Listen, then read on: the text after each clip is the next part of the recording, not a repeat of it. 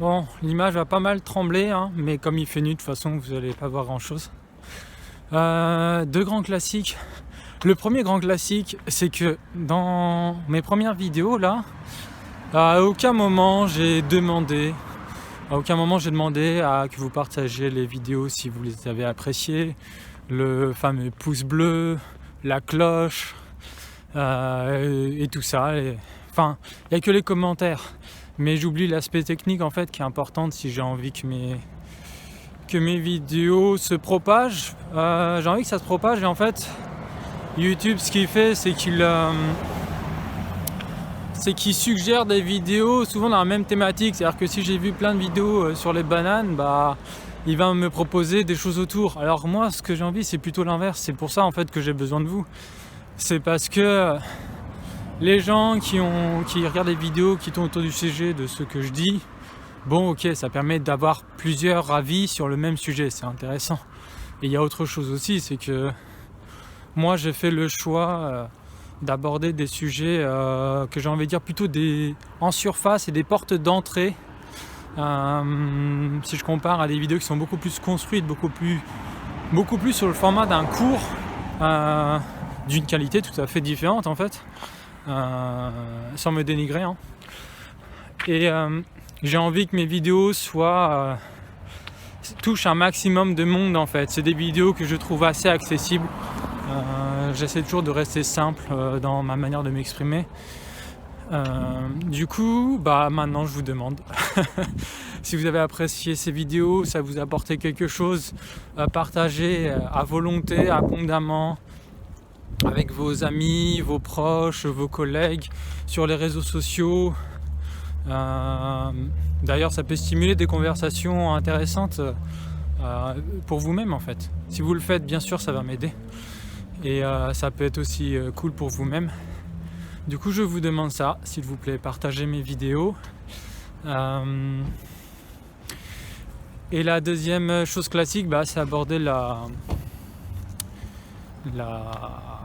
le sujet, enfin la distinction entre messager et message. Le messager, alors c'est un grand classique parce que dit comme ça c'est une évidence, mais même pour moi où d'un point de vue intellectuel c'est évident, il y a quand même des moments où je fais cette confusion et j'ai des attentes immenses, en fait des exigences. Et perso ça m'a souvent plus fait chier qu'autre chose. Donc, je regarde quand même où je vais. Voilà, je vais être une personne de plus qui en parle. Répétition, tout à fait légitime à mes yeux. Le messager est un être humain. Le messager, c'est une femme ou un homme. Oh putain, décidément aujourd'hui, c'est la fiesta. J'adorais faire ça quand j'étais ado. J'aboyais comme un chien ou j'hurlais comme un lion. Je sais plus si j'y arrive toujours. Le messager est un être humain avec ses limites. Il applique plus ou moins ce qu'il dit. Il incarne plus ou moins son message. Ça le regarde. Le message, c'est une information, une donnée, une suggestion, une stimulation. C'est quelque chose c'est une autre entité, c'est autre chose. C'est quelque chose qui s'émane du messager, mais c'est différent de l'être humain. Ce message, il y a la façon dont il est transmis et la façon dont vous le recevez, dont moi je le reçois. Il y a la façon dont je le reçois et ensuite comment je le traite une fois qu'il est entré, que je l'ai laissé entrer dans mon système. Comment je laisse entrer dans mon système et comment ensuite moi je le traite. Qu'est-ce que je garde, qu'est-ce que je modifie, qu'est-ce que je déforme, qu'est-ce que je comprends vraiment, etc. Ça c'est ma responsabilité. Et voilà pour la distinction. Le messager, en fait la tendance qu'on a souvent c'est d'exiger que ce messager incarne au maximum ce qu'il dit parce qu'il y a un côté où ça nous rassure que c'est solide. Bien sûr, un entraîneur de sport, s'il a pratiqué ce sport durant sa jeunesse et que quand il est un peu plus âgé, il commence à être coach de ce sport, ça nous certifie d'une certaine façon que le gars, il l'a vécu et qu'il a l'expérience et pas seulement la théorie. c'est clair que c'est compréhensible, qu'on ait envie que l'écart soit le plus faible possible entre la qualité du message et le niveau d'incarnation de ce message en cet être humain qui nous le transmet. Mais pousser à l'extrême, ce qui est, franchement, ça arrive souvent, pousser à l'extrême, c'est exiger que tout ce qu'on désire soit centralisé sur un seul être humain. C'est trop exigé.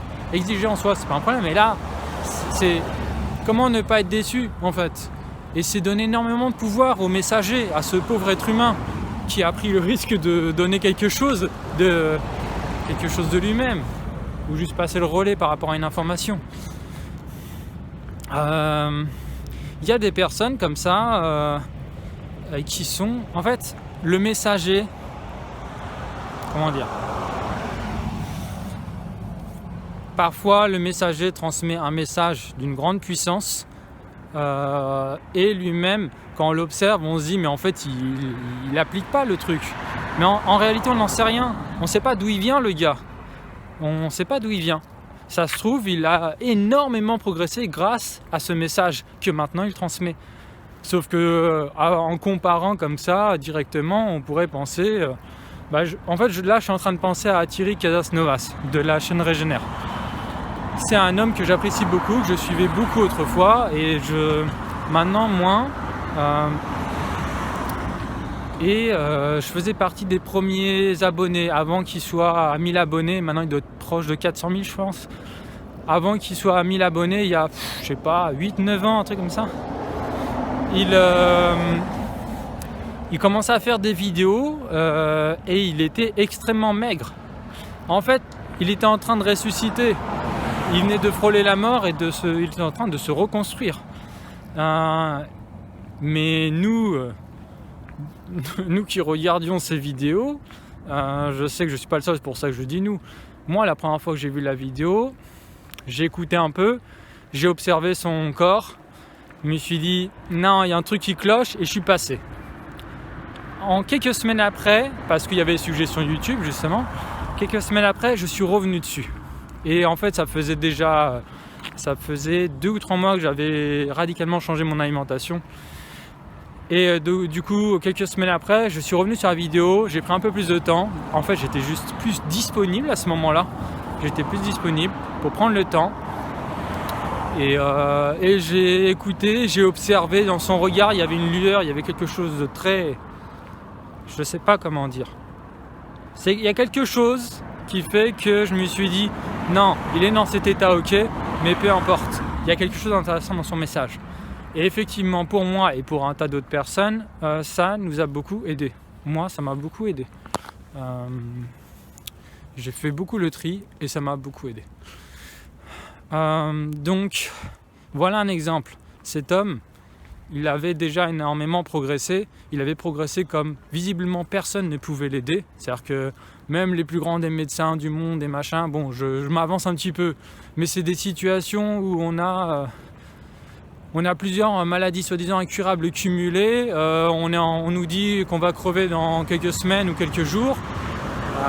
Voilà, on est en train d'accomplir quelque chose pour soi-même que personne ne peut accomplir. Donc, des fois, la personne vient de très loin, on n'est pas au courant, et juger rapidement sur son apparence ou sur combien il incarne au moment présent ses paroles, c'est utile et c'est limité. C'est comme ça que je le vois. C'est utile et c'est limité. Voilà un dernier exemple, un peu présomptueux, mais je m'en fous. J'ai déjà essayé la musculation autrefois et j'avais pris ça très très au sérieux. J'en avais fait 4-5 mois, un truc comme ça. Je me disais déjà en 4-5 mois, si je fais un peu comme dans le catalogue et que je fais bien les choses, je prendrai plusieurs kilos de muscles en 5 mois. Si je prends 2-3 kilos, c'est bien. J'avais essayé. Bon, il se trouve que j'avais fait une erreur majeure au niveau de l'alimentation. En fait, j'avais entamé une cure de désintoxication vraiment hardcore, plus la muscu, ce qui était complètement débile. Il n'empêche que, de toute façon, j'étais en état d'épuisement, et en état d'épuisement, l'anabolisme, c'est un luxe.